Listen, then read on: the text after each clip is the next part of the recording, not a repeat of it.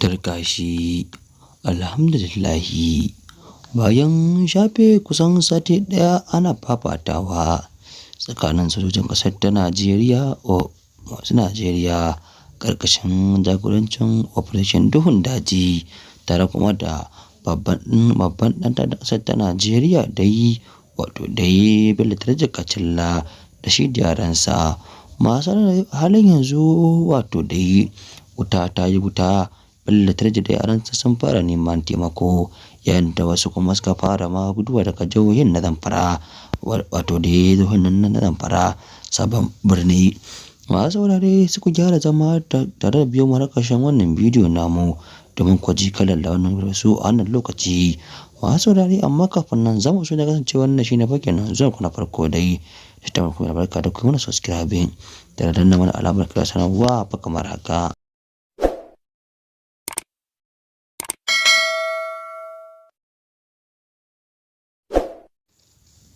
To ga dai ci gaban rahotannin.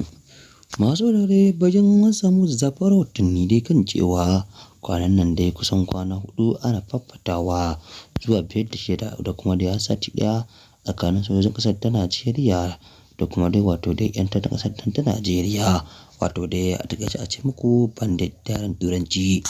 Tabbas masu saurare in ba ku manta ba Ministry of Defence Badar Abubakar ya fito fili ya yi jawabai tare kuma da ba da umarnin kan cewa tabbas a kamo 'yan ta'addan ƙasar ta Najeriya kamar da kansu su Bello Turji da kuma dai yaransa domin tabbas fa su ma fa su girbi abin da suke aikata wa 'yan Najeriya. Tabbas masu saurare a halin yanzu babu abin da aka yi na cewa an kama Bello Turji da yaransa. Masu saurare amma kuma jim kaɗan bayan cin wannan rahotanni kwatsam sai ga shi dai kwanan nan dai rahotanni sun fito kan cewa a halin yanzu dai sojojin ƙasar ta Najeriya suna jihar nan ta Zamfara domin ganin cewa tabbas fa an kawo gawar Bello Turji Kacalla da shi da yaransa domin tabbas a samu a kawo ƙarshen ta'addanci a Najeriya. Domin tabbas masu saurare barin fa kalar su Bello Turji Kacalla a Najeriya tabbas fa babban al'amari ne da zai tabbas an yi kuskure da tabbas masu saurare in ba sa ba hakan ne ma fa jawo masu saurare a halin yanzu a kwanan nan aka bayyana cewa wata dai fa sabuwar ƙungiya ta ɓullo a Najeriya da kuma dai jamhuriyar Niger da kuma dai budan nan ta Mali wanda ake masu lakabi da Lakurawa wanda tabbas masu saurare suke yin da'awa irin ta 'yan Boko Haram. Masu saurare amma dai fa duk da cewa halin yanzu a Najeriya dai al'amarin dai na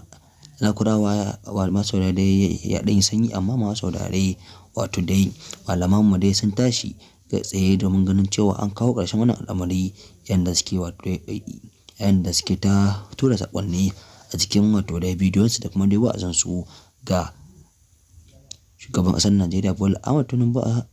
Ahmed Tinubu ba su wajiba ba ganin cewa tabbas fa ai iya mai yiwuwa domin ganin cewa an kawo ƙarshen wannan 'yan ta'adda don Allah da ma kwanan da ƙarshen su. Wasu da kirkirin maka ƙarshen labaran da mana sun ta cikin labaran da mana jama'a kawai sai Allah mu masu lafiya samun cikin amin.